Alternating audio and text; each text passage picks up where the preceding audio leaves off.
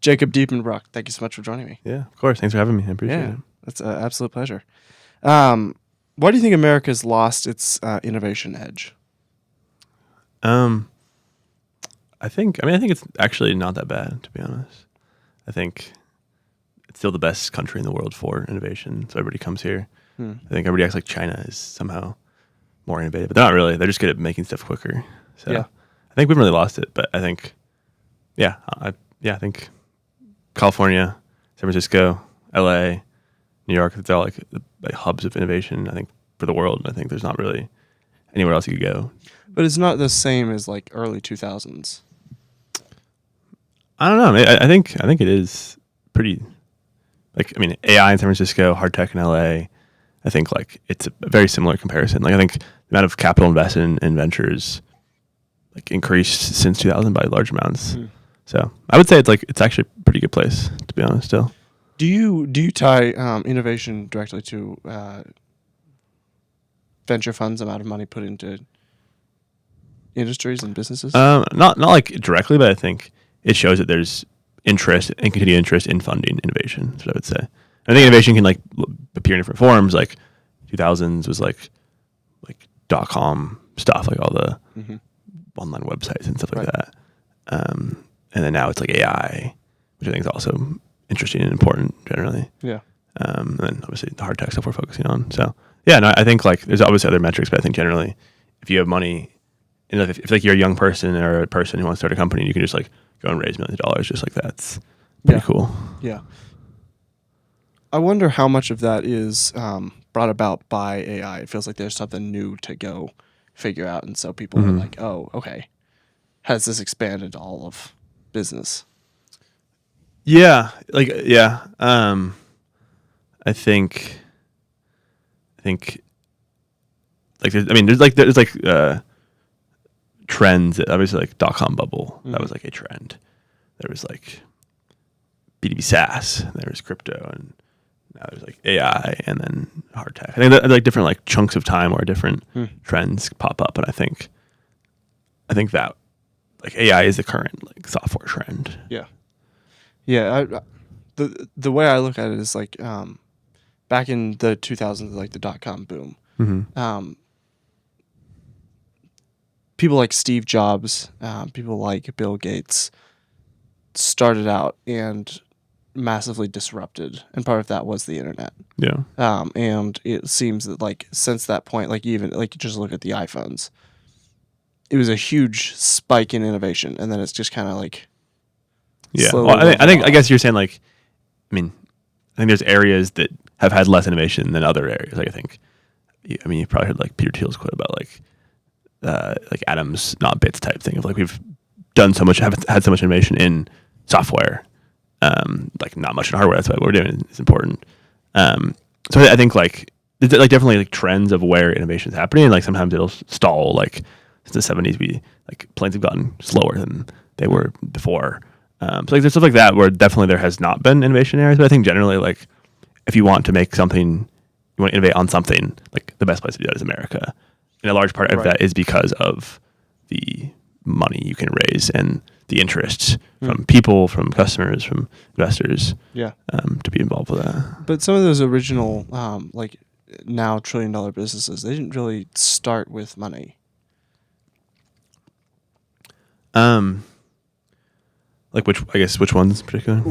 Correct me if I'm wrong, but I'm thinking Google, I'm thinking Apple, Microsoft. Like they didn't start with a huge amount of money. They all raise venture money, all those companies. But I think definitely there's been a lot more venture money now, where it's like you can raise more money now than you could in the past. Like I think AI companies going and raising like $500 million off the get go. There's one recently that like somebody left OpenAI, and I don't know the exact number she raised, but it was like company's value is like $2.5 billion valuation just from the get go. Like that's definitely a new thing, I think. Yeah. And I think looking back at these other companies that were able to succeed without that much money is like a good thing.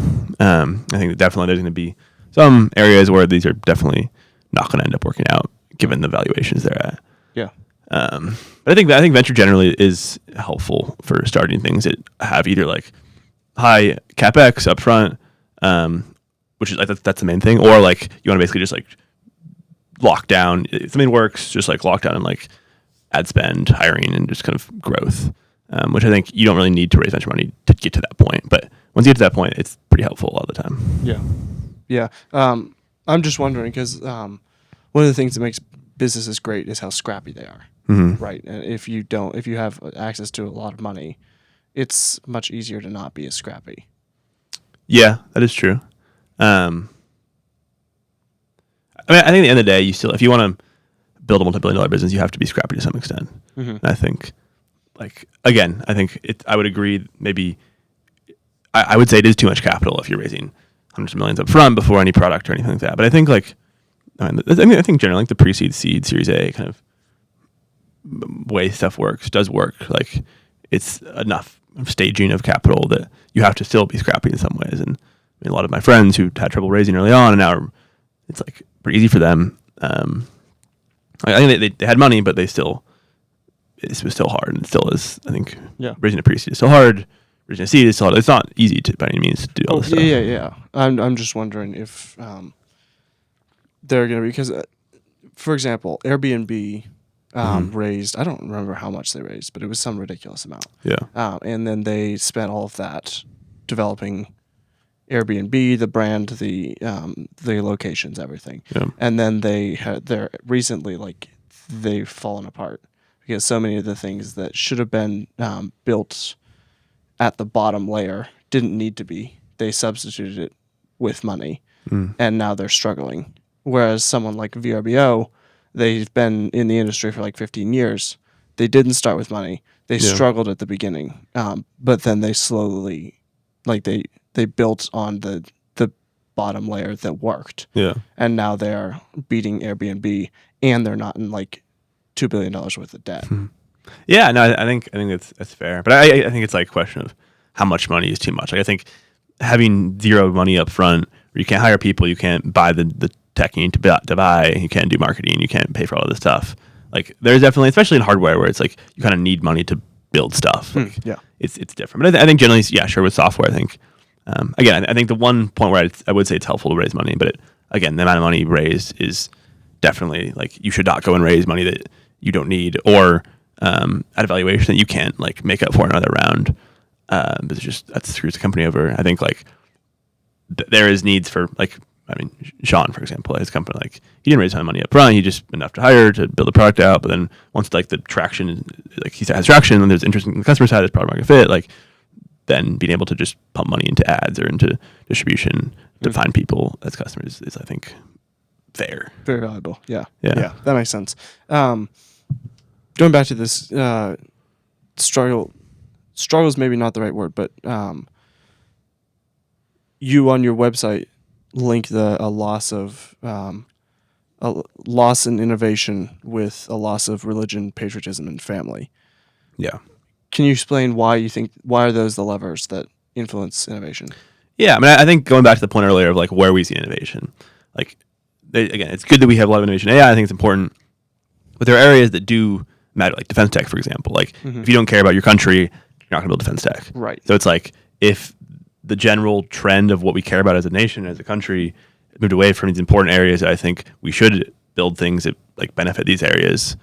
That's not going to be good. Like we're going to end up putting money and people will be chasing, like most of the time, just capital. Like the reason I take those three things was basically there was a study that said, I think in the 60s, what was the most important thing to people, and it was those three things, like patriotism, family, community. I think were the three things, and then money was like I think 30%. Those three were like all like tied around like 75% or something like that, and then now they're switched. Like those are 30%, money 70%. So like if you're pursuing money, you're going to basically just chase areas where you think you can have like the highest upside as quickly as possible. And that is maybe not the most important thing to build for what you do like actually care about or what does actually matter. Yeah. So I think like seeing all these companies in Segundo where it's like they have a deep why behind it, like Rainmaker, my friend's company, like very much focused on like one, like we should have dominion over the earth, over the skies, over the seas. That's what he says. We've figured that through those out, but not one of them. Like that's kind of his driving force, which I think is like a pretty obviously value driven approach versus somebody who's just like building an AI SaaS app because they're going to hopefully raise venture money and then sell it in a couple of years to OpenAI. So I don't know, like that. Where like that's objectively not driven by things that are good for the nation. It's driven by perishable things. Yeah. Yeah. And by selfish, like, personal wants. Yeah. And I think that's an interesting link, that when you are focused on yourself, you struggle to innovate. Yeah. I think you can innovate, just not in areas that are important or as important as other areas. Yeah. You can develop the latest Hustlers University. Yeah, exactly. Yeah. How did you get involved in investing? What's your kind of story there? Yeah, well, I mean, I've always kind of been interested in investing in some form. But high school, I started a company called Young Investors Network that was basically like high school people who wanted to learn about investing. Basically, like, raise some money for that, put events on. It was nothing crazy. It was just like I'm from Seattle area. We did stuff in Seattle with some people, chapters in other parts of the world, and just brought together young people who wanted to learn about like investment careers pretty much, and did like online events as well. So did that. Met some people in venture through that. I also was into like stock market trading before that when I was younger, which I think everybody is at some point. Yeah. So I did that. So like I always kind of had this interest. Yeah, I did the venture stuff for a little bit for like an internship in high school with just a friend. And then ended up working for Steve Ballmer, who's the CEO of Microsoft for a little bit at his family office. My freshman year of college, did some more venture stuff there, like working on the fund-to-fund side. So kind of had some more exposure to that. And then ended up, kind of generally, I was like, okay, I think venture's interesting. I did a couple other projects on the side with some other companies or funds. And I was like, okay, this is interesting. Kind of saw what made sense to basically invest in or like start a fund around. And just kind of saw how commoditized a lot of venture was, and I didn't really want to be doing that. So basically then I met Augustus, who's one of the guys in El Segundo. Ended up kind of going to El Segundo through him, meeting people in the ecosystem through him. Saw that it made sense to invest in these founders because there's like no investors there. 1, 2, there's like differentiated like value add, which is run these cohorts. People want them. And then 3, like we can get pricing that makes sense for a fund. So it's kind of like the 3 things that made sense. Yeah.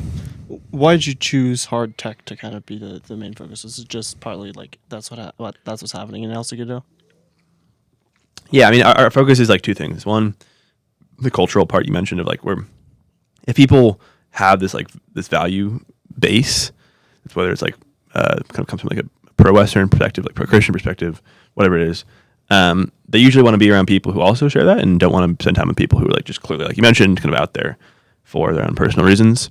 So like we want to find people who want to be a part of this kind of community in El Segundo, which is very unique in that like it is the mainstream. It is mainstream that you like go to church or you like love your country or you're pro-Western civilization, stuff like that.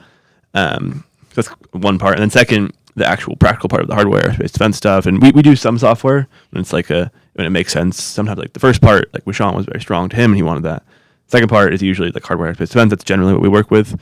So like if you have like the values focus and the cultural want of like to be in this ecosystem, plus you are building areas that practically you should be building in El Segundo, because of the talent, the customers, the investors, the government interface that you're going to have a lot of people there. That's kind of where we come in. And then, what was your question again? I forgot. Yeah, I'm just wondering why you chose hard tech. Hard tech, yeah. So hard tech, like, again, I think there hasn't really been a ton of innovation in hardware, like I mentioned, in a long time. I think a lot of the areas of hard tech that need innovation are areas that are good for the country, are good for like communities, for like stuff that I care about, and I wanted to basically invest in stuff that I cared about, and the hardware was stuff I cared about and more interesting to me. So, like, our first cohort was a lot of hardware, like manufacturing stuff, aerospace, defense, mining, stuff that I think objectively is very important, critical industries for the country. Yeah.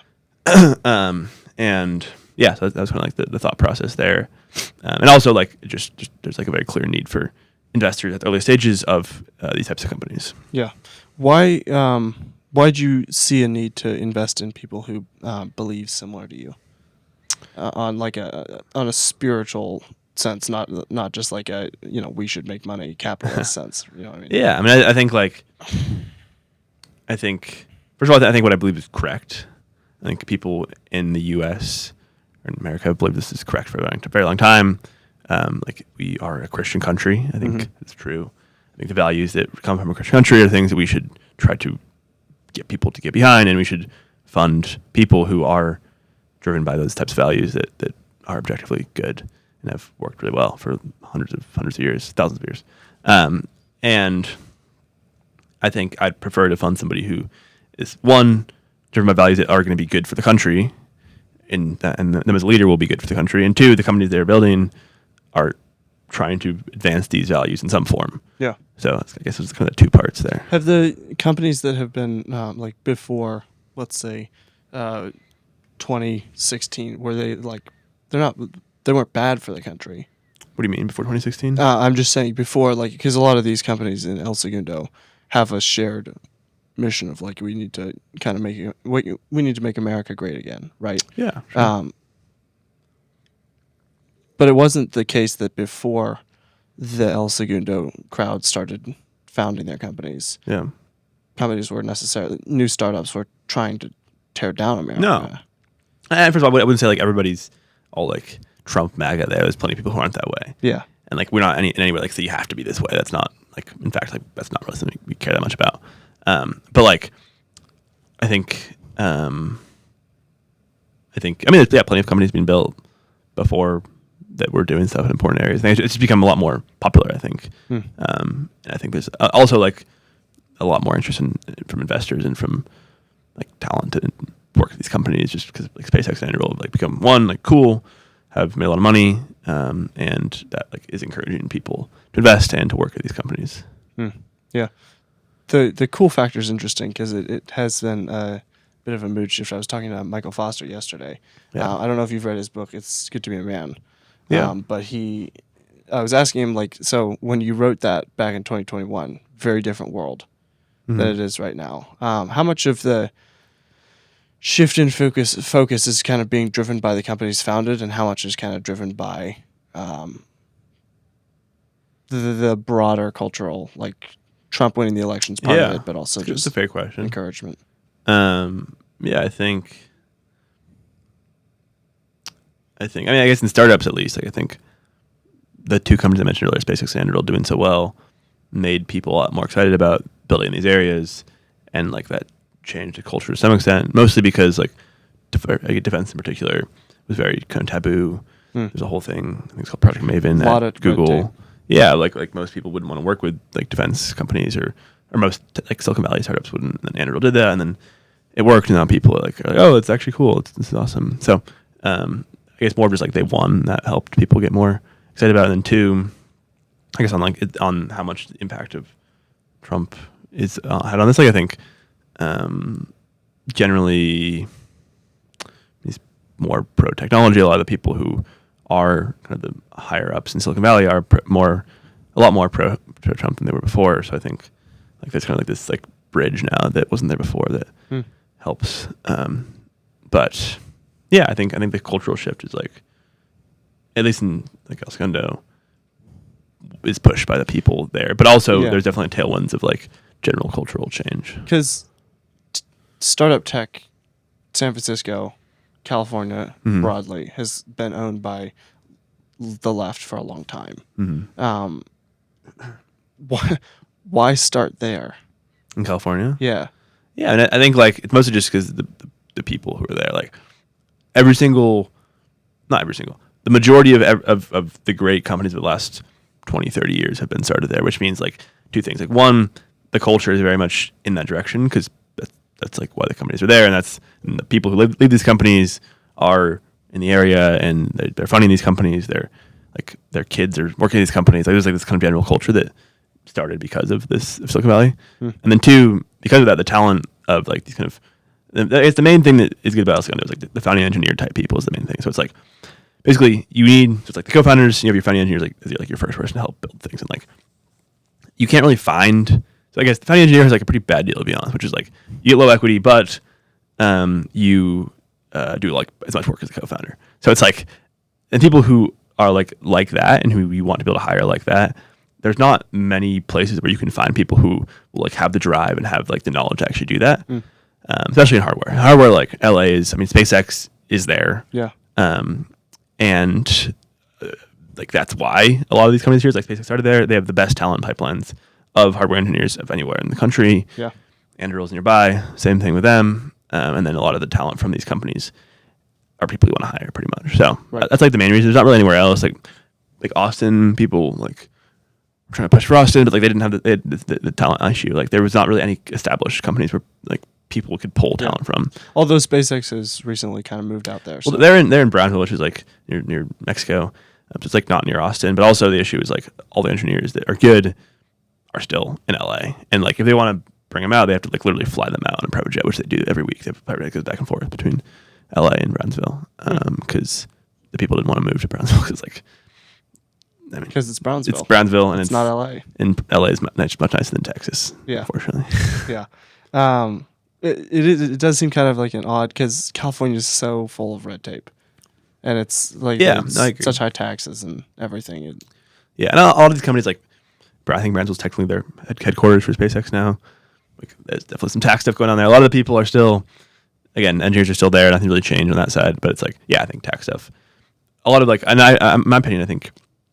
Like early on when you're starting a company, it makes sense to build it in California just because of the culture and the talent there. But I think as you're looking to scale and like Anduril, for example, opened up a massive manufacturing facility in Ohio, where they're going to basically just like do a lot of the mass manufacturing, which you don't really need a high skilled talent or like engineering type talent to do that. It's just hire people who can manufacture stuff for you. Right. So like that, I think it makes sense to be done in like, I don't know, Ohio, elsewhere, Texas. Yeah. Arizona, whatever. Like this is I think what most people are going to do is like early, I don't know, pre-seed to A, LA, SF, like B and on if you're trying to start scaling manufacturing, having a second headquarters somewhere. Why has California been the tech giant center of innovation for so long? Well, I think it's just like the culture started with like, I mean, first of all, like the whole westward expansion, Manifest Destiny thing.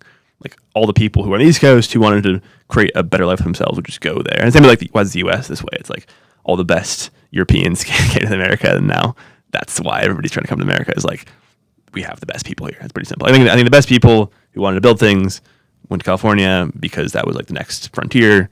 We also, I mean, there's like the California Gold Rush. Like that was kind of like the initial like culture of Silicon Valley was like built by that, from what I understand. Yeah.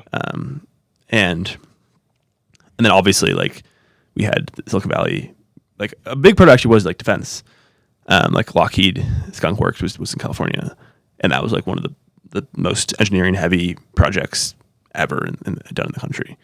And so like a lot of people there ended up working for kind of the early like chip startups. There was what's a company called? The First Chip Company. A lot of the I'm forgetting the name of the company right now, but like basically a lot of the people left and started their own companies in the Silicon Valley area, and that was kind of like the initial, and like Stanford came out of that. And Stanford in the way it is today, right. Very heavy like startup engineering focus. So yeah, like generally there's been like people who wanted to build things and innovate in things, and they for some reason end up in California. Yeah. When you're so you started Discipulus. What's the right way to say it? Well, there's like the right way to say it, which is like Discipulus, I think. Yeah. It's Latin.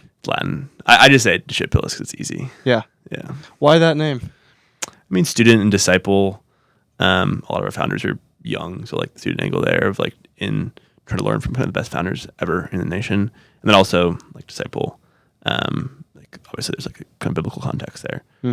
So we're students of the best founders as well as disciples of. Yeah. A lot of the time. Christian. Were you always thinking about investing in a Christian way? I wouldn't say like we're in any way like investing in a Christian way, but I think a lot of times Christians are high integrity, and that's like usually a good sign for a founder if they're high integrity. I mean, but you're investing in companies that are like seeking to have dominion over the earth, right? Which is a very Christian idea. Yeah, sure. People like Rainmaker, people like Durin, is that the name? Durin, yeah. Yeah. These are all companies that are seeking to like fill out the creation mandate. Yeah. In that way, you are investing like a Christian. Yeah, that's fair. Yeah, I mean, I think like objectively, dominion over the earth is like a good thing. And I think honestly, a lot of non-Christians also are in the same page there. Yeah. But I think it is a Christian idea. I would agree on that. That's fair. Yeah. Okay, so you start Discipulus, and how did you? Why did you decide to start that? I mean, you'd mentioned you were a little bit like you'd been interested in investing in the past. Yeah. What made you decide? Okay, I'm going to start this project. Yeah, I mean, I think so. First, it was a nonprofit for a little bit. Ran our first cohort, went really well, like pre-incorporation to now, or to a year after pre-incorporation, and the founders had raised $75 million. So like that was like wow, this like something happened here. And then kind of figured out like what the things were that worked. Kind of basically built the fund model off of what had worked. Raised a fund, did the last cohort in April. Yeah. Can you kind of explain the whole process, the cohort? What is that? Yeah. So the cohort's 2 weeks long in person in El Segundo. We also have like a month or so beforehand where we basically get the founders prepared to raise money out of the batch, which is mostly just like office hours with our advisors who are investors and founders who've done that before. And then the in-person part is basically 2 parts. One, we help all the founders who want to be plugged into the ecosystem meet like other founders who are similar stage values to them, which is helpful. And then also later stage founders that they wouldn't have access to otherwise. So some of the kind of we've had like Tom Mueller, who's like the first employee at SpaceX, founder of Impulse Space, Scott Nolan, who started General Matter, which is like a nuclear company. Like us, it's Isaiah, all those people who people know, and basically kind of we can get them plugged in with the right founders that usually if they're building, again, hardware at expense, there's overlap with talent, with investors, with government, and that's helpful to have early on is like that connection, and which then also kind of sets you up to hopefully be kind of the consensus company of like you have the right people behind you early on who are like the right founders who become consensus bets and right investors as well. Like that's helpful in scaling quickly. And then so like the first half of it, everybody lives in a house in El Segundo. There's like 10 founders there, which is fun. Yeah. And then last chunk is basically fundraising. So we have a team that helps with that. And we run through this whole like process around pitching. We have about 5 days or so, and then demo day, and then after demo day, we help them fundraise post, but not in person. So they come through and then raise money, and then they're good to go. And a lot of them move to El Segundo. We help with like real estate and stuff like that. Yeah. Okay. So you start by picking out companies, or do they come to you? I mean, it's both. Like, I mean, most of it's inbound now, but yeah, we still do some like outbound. But inbound works better because like usually, if you know what El Segundo is, like you know hopefully who we are, and then that's usually the kind of strongest pull to us. Got it. Okay. Is that where the process starts, or does it go back earlier? I mean, usually it's like we open up applications. We have rolling applications, but we have like okay, guys, apply now, and then we have like a month of like heads down. So like that's gonna be actually in like next week or so. And then I've already actually brought in 2 founders for the next batch. But yeah, that'll be that launch, a month of just like taking applications, talking to people with one of my advisors. It's a month, and then a month between then and the cohort. We just kind of get everybody set up and ready and talking to the right people before it starts. Okay. So you pick people, and then the next step is you bring them all in for a cohort, which is kind of like a meet and greet for. It's like you live there, meet all the right founders. It's pretty much like plug in with the right people as early as possible. Why choose to bring everyone to live together for X amount of time? People enjoy it. It's fun. People like having like. I think, first of all, it's fun. People like being with people that are similar to them, which they don't really have anywhere else. Like, again, driven, value-aligned, building areas that are similar. That's, like, very not common, to be honest, in the U.S. and in startup world generally. People like that. And then, 2, also is, like, helpful for competition in that, like, if everybody around you is doing stuff, you're going to want to do stuff as well. Mm-hmm. So it helps kind of encourage people to work harder. Yeah. Okay. So bring everyone together. And then what happens throughout those 2 weeks? Is it just like sitting around a campfire, or? Well, it's like basically you live there, you're working. We bring in the founders I mentioned earlier. Like those are all. That's like the first week is that bring founders in. Second week is the fundraising part I mentioned as well. Of like help you get ready to fundraise. We have a whole process there that's pretty intensive. Okay. And then demo day. Got it. And you bring in investors. Yeah, on demo like 100-something investors who can make decisions pretty quickly. Got it. Okay. That's fun. Okay, so, and the point of the 2 weeks, I would assume, then, is to get them prepared? Because, I mean, they've been... The first week is, like, meet founders that can be helpful to you. Be part of the network, because people want to be there. That's why they're coming to us. Mm-hmm. And then 2, learn how to fundraise and learn how to raise money and pitch, and then do that. Got it. Okay, nice. Okay, so then the people get invested in... so you're not actually doing any investing? We invest in the companies before all this happens as well. Got it. So we do 100K checks into all the companies. Okay, nice. And where are you getting that from? Is that you have investors, or? I have a fund. So I have the fund. invest into the founders out of the fund. Got it. Okay. And then do you have any ties with them after they've been invested? The founders? After the founders? Yeah, I mean, we do like retreats every year with all the founders from all the batches. We do events pretty often in El Segundo. Okay. So, yeah. Got it. So this is kind of a networking as well as... Yeah, it's like there's like it's kind of like a social club in a way, like all the best founders who are working on the right things for the right reasons. Yeah. Interesting. Okay. And then where are you pulling investors from? Who are you kind of choosing? Like my investors or for the companies? For the companies that you brought in. I mean, I've been doing VC stuff for a while, so I have a pretty big network of like 400 something investors who invest in these types of companies. Just like email them and be like, hey, come out for demo day, and they come out. Yeah, easy enough. It's pretty fun. Okay. Why do you think the world is, in the past 20 years, everyone turned to software and didn't focus on hard tech? Well, I think a couple of things. I think margins in software are like amazing in that like you build something and you can sell it for the same amount every month or every year, and it costs you nothing besides like hosting. So like that's one of the big reasons. I think hardware can be very similar, and the market size can be very, very large if you can win categories in hardware.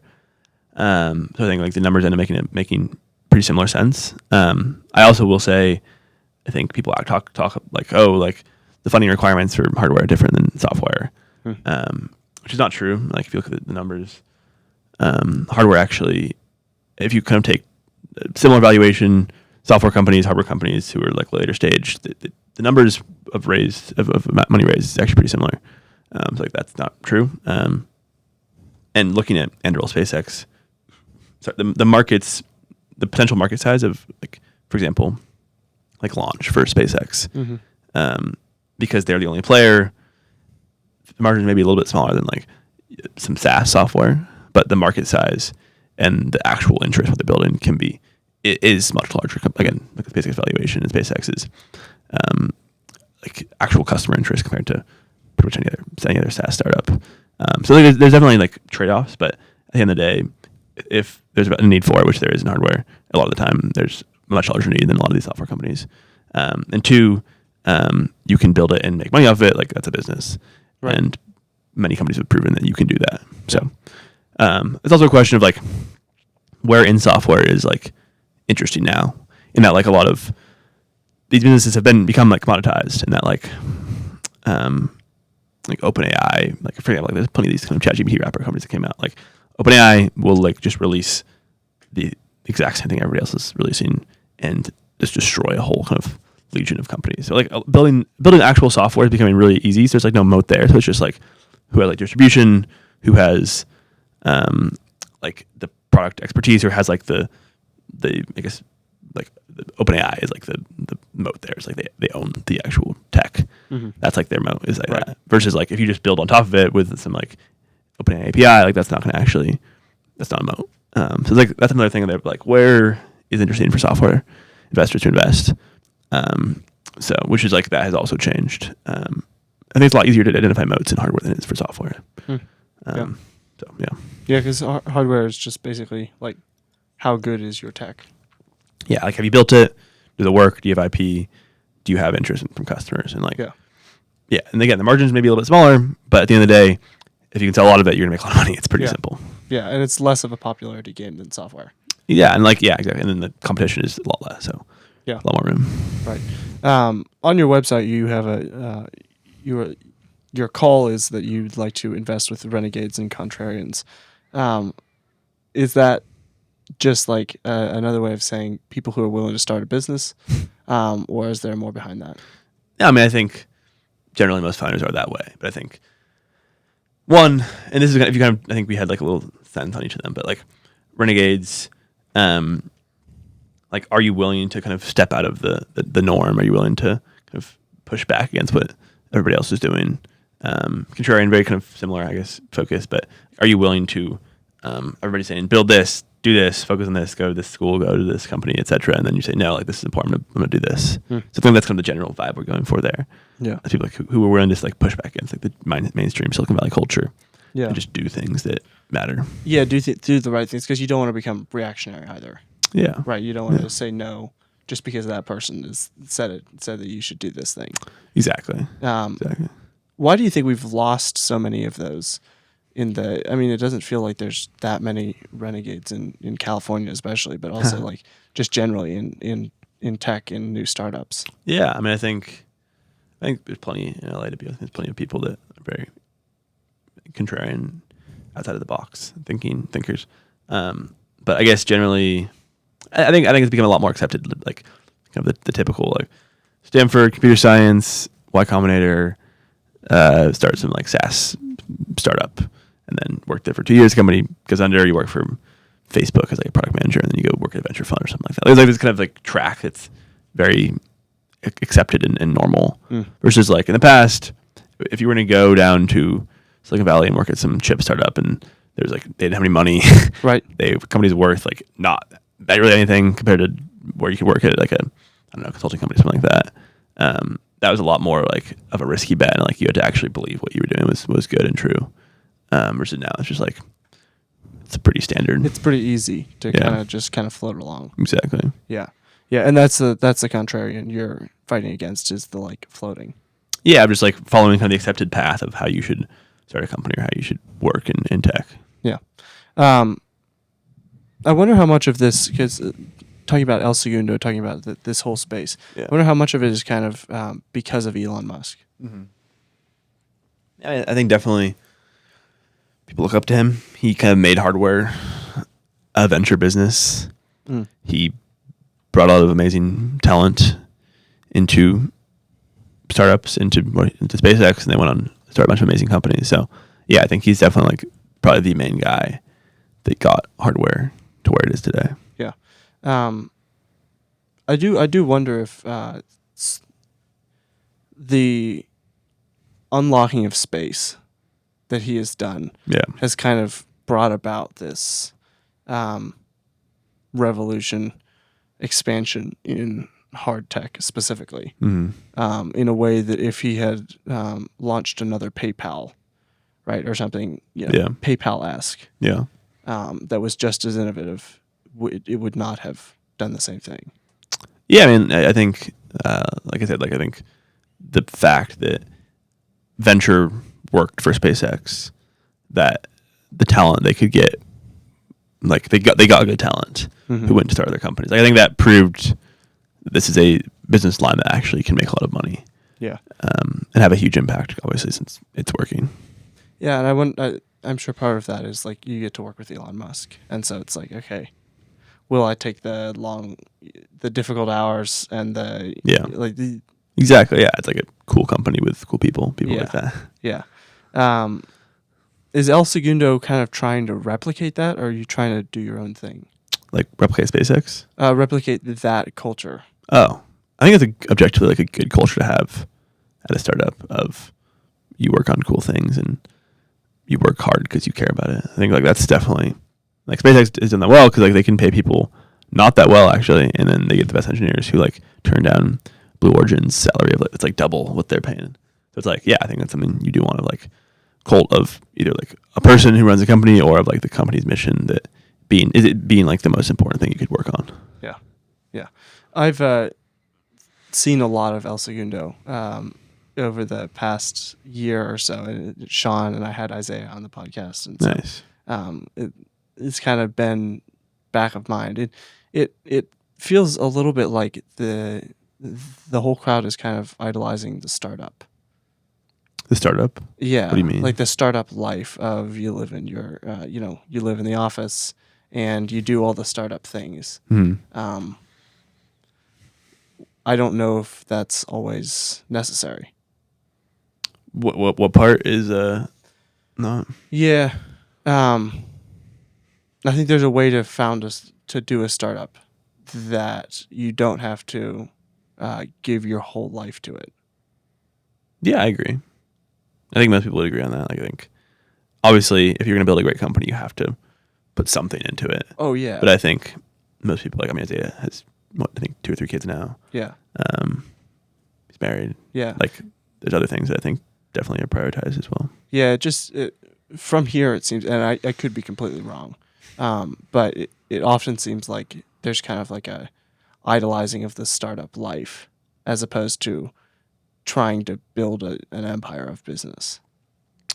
Oh yeah, I mean, I honestly think like all the people, like, I mean, Isaiah, all the people that we mentioned earlier, are trying to build a great empire. Like, I think it's less of like LARPing of cool startup guy who's grinding, and more of that, to be honest. Like, I think like maybe they put stuff on Twitter that like makes it seem like that's what they're doing, but I think that is just a way of like getting people who are also attracted to this lifestyle and this mission to want to get behind what they're doing. Yeah. But I think at the end of the day, like, that's not their goal. It's not just to like be cool startup founders. Is that like, that because you're working with them, and so? Yeah, I just know them personally, so I know they're like, yeah, their goal is not to just be forever founders. being a startup. Yeah. Yeah. There's also it seems that there's a lot of like, we don't need help from outside as well. Is that a startup thing, or is that specific to El Segundo? Is that, what do you mean we don't need help? Like, for a lot of like the idea of like, we want to do this all ourselves. Maybe it's a very American thing to do, of like, we don't need help. We can do, Lone Ranger. Yeah. Let's do this thing by ourselves. I don't know. Do you see that? I mean, there's like, definitely the founder needs to be able to take ownership of the company and drive it forward. I think that's a good thing. But I think, I mean, they have to raise money from investors. They have to hire people. I think that they need help from people. So no, I mean, I think again, one, I think it's good. The founder like owns the business and like sees it as like their mission and like wants to make it succeed.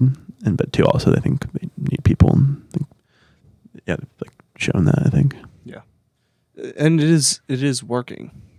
Is the thing, like, a lot of companies. It's wild how many companies are in that area. Yeah, totally. That have started in the past like 5 years. Yeah. And have gained like White House level attention. Yeah. Totally. Yeah. I wonder how much America looks up to El Segundo. Yeah, it's pretty well known now, I feel like. At least in startup circles, but I think generally it's pretty well known now.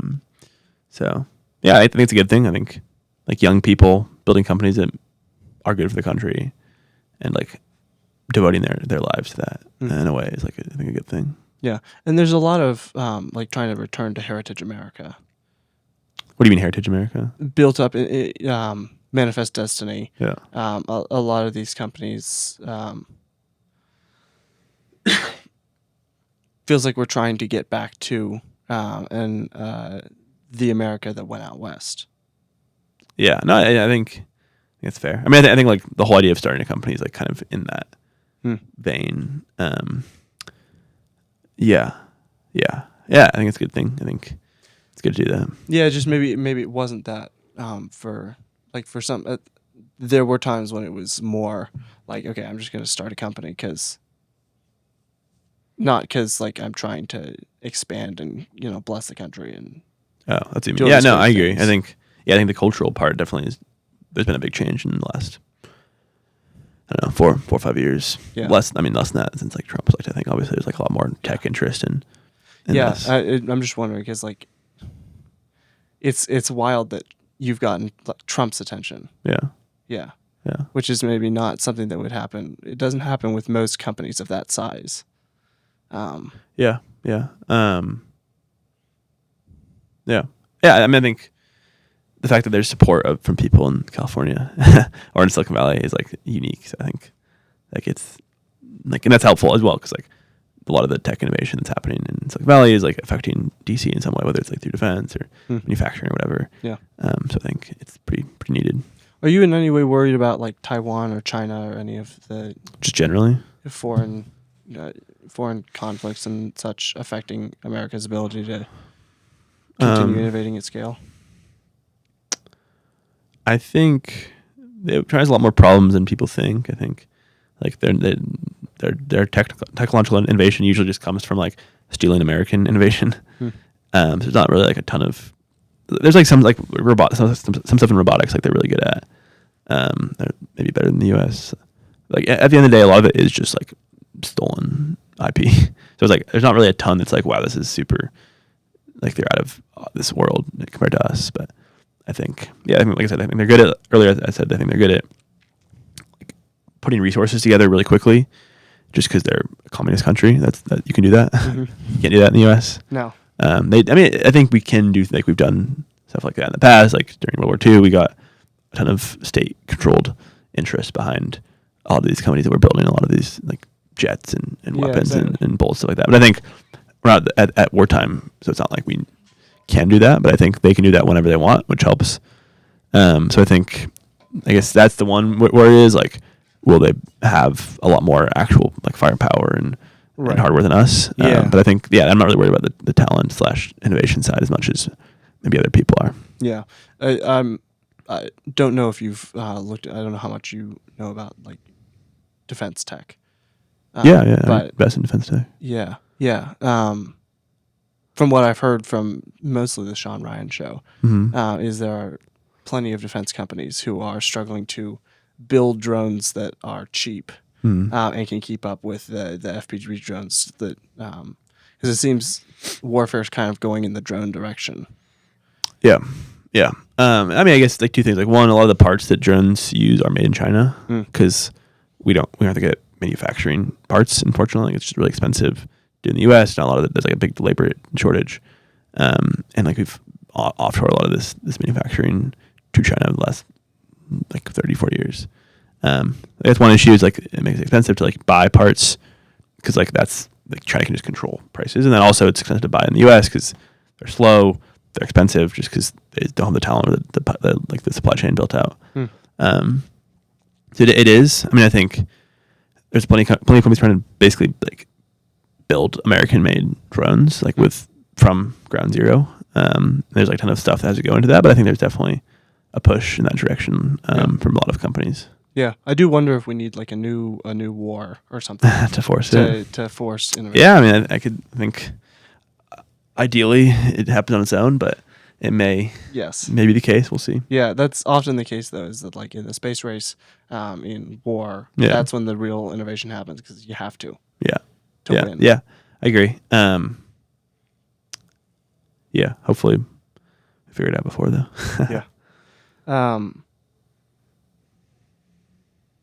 Throughout, what's the goal of El Segundo at large?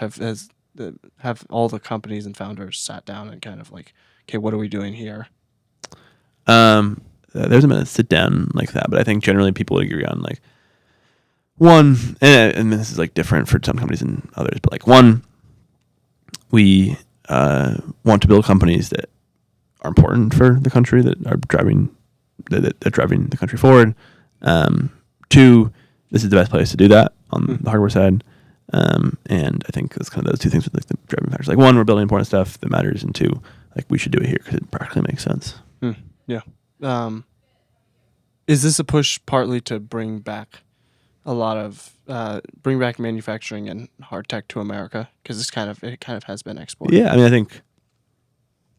mean, Hadrian's one of the companies in LA. I don't know if you've heard of them. They're doing like CNC manufacturing, automated CNC manufacturing. There's Rangeview is doing like casting. So plenty of companies doing manufacturing in the U.S. are trying to automate a lot of these processes that are been offshored. Hard tech wise, I think we still are in the U.S. at least the best at building hardware. We have the best people. We have the more interest generally, I would say, from governments generally. I think there is interest in the Chinese, but like the U.S. is like really pushed for technological innovation within DoD. Yeah. And China hasn't really done that in like a unified way, from what I understand. How does America maintain its innovation edge? I think it's just keep make it easy to start companies regulation wise. 2, make sure the money keeps flowing in, and then 3, make sure that we keep getting young founders or just founders generally starting companies and keep that culture growing, which I think we have the culture part.